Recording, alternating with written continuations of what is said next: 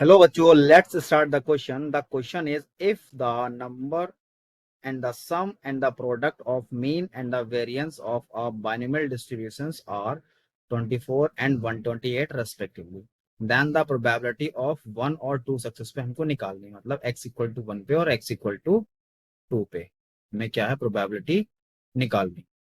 तो अब क्या है, यहाँ पे जो ऑप्शन ए दे रखे हैं 33/2 की पावर 32, बी दे रखा है आपका 33/2 की पावर 29, सी दे रखा है 33/2 की पावर 28, डी दे रखा है 33/2 की पावर 27। अब उन्होंने क्या बोला है, सम। तो मीन और वेरिएंस, तो सबसे पहले आपको पता होना चाहिए कि मीन का जो फॉर्मूला क्या होता है। मीन इक्वल्स टू होता है आपका एनपी, और वेरिएंस इक्वल टू क्या होता है,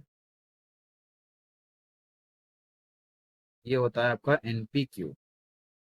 अब उन्होंने क्या बोला है, इनका जो सम है एनपी प्लस एनपी क्यू का जो सम है वो कितना है 24, और एनपी इंटू एनपी क्यू का जो वैल्यू है वो कितना है आपका 128, मतलब प्रोडक्ट दे रखा है इनका।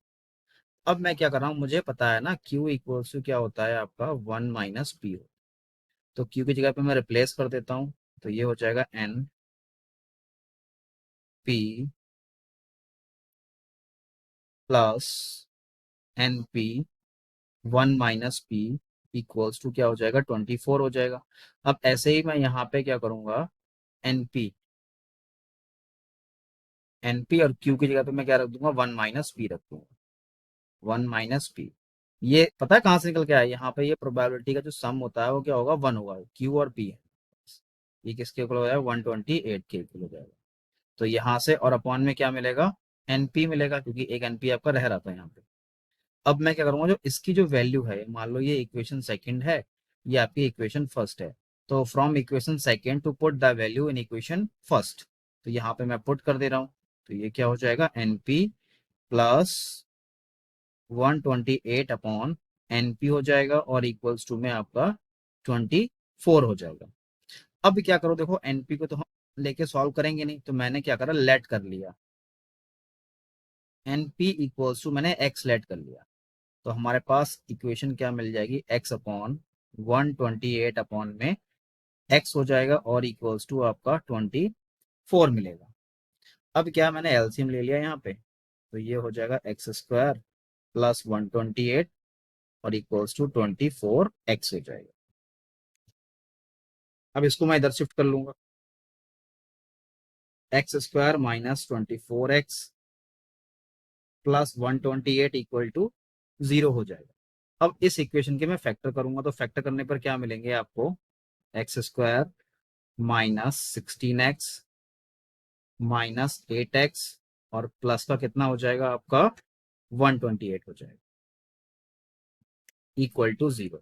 इसमें से मैंने x कॉमन ले लिया, तो यहाँ पे x -16 हो जाएगा, माइनस का मैंने यहाँ पे 8 कॉमन ले लिया, यहाँ भी आपका x -16 इक्वल टू 0 हो जाएगा। दोनों में कॉमन क्या है आपका, x -16 कॉमन है, और क्या बचा आपका x - 8 इक्वल टू 0। तो x की हमारे पास दो वैल्यू निकल के आ गई, एक तो 16 मिल गई आपको, और एक x की वैल्यू आपको 8 मिल गई। अब देखते हैं कौन सी वैल्यू यहाँ पे सेटिस्फाई होती है। तो x हमारे पास क्या होता है, np के इक्वल होता है, तो np इक्वल टू कितना होगा 16। अब हमने जो पीछे वैल्यू निकाली थी, q इक्वल टू क्या हो सकता है आपका 128 में क्या हो जाएगा आपका np का स्क्वायर। ये हमने जो पीछे वैल्यू निकाली थी वहां से आई थी, ये है ना। यहाँ से अगर मैं यहाँ से निकालूंगा, यहाँ से क्यू का वैल्यू, तो आपका 128/np²। अब यहाँ पे मैं कहूंगा एनपी की अपॉन में 60 रख दूंगा, तो क्यू इक्वल टू कितना हो जाएगा, 128/16 का स्क्वायर कितना होता है 256।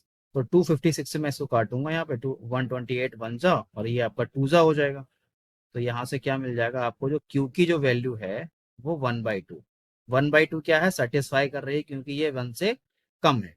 अब देखते हैं यहाँ पे ये सेटिस्फाई करती है नहीं करती है, तो इसको भी चेक कर लेते हैं। तो एनपी इक्वल्स टू यहाँ पे 8 आ जाएगा, और क्यू इक्वल्स टू 128/में 64 हो जाएगा।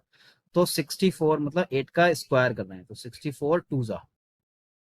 अब देखो जो यहाँ से Q का वैल्यू 2 है, बट प्रोबेबिलिटी तो हमारे पास या तो 1 हो सकती है या 1 से छोटी हो सकती है, तो ये तो पॉसिबल है नहीं, तो हमारे पास ये क्यू की वैल्यू पॉसिबल है। अब क्या करना है मुझे, मैंने क्यू का वैल्यू निकाल लिया, अब मैं यहाँ से पी का वैल्यू भी निकाल लेता हूँ। तो क्यू इक्वल टू क्या होता है, 1 माइनस पी होता है।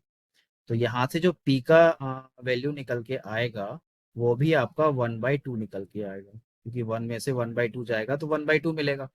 और स्टेटमेंट क्या है आपका, एनपी इक्वल्स टू 16 दे रखा है, तो एन हमारे पास निकालना है और पी आपका कितना है, 1/2 है और इक्वल टू 16।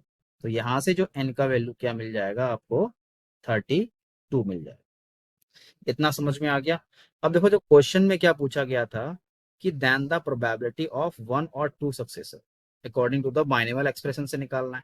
तो जो बाइनोमियल एक्सप्रेशन होता है हमारे पास, P X equal to R, probability होती है इसकी एन सी आर, पी की पावर आर होता है, क्यू की पावर एन माइनस, सारी वैल्यू मेरे पास एज इट इज है।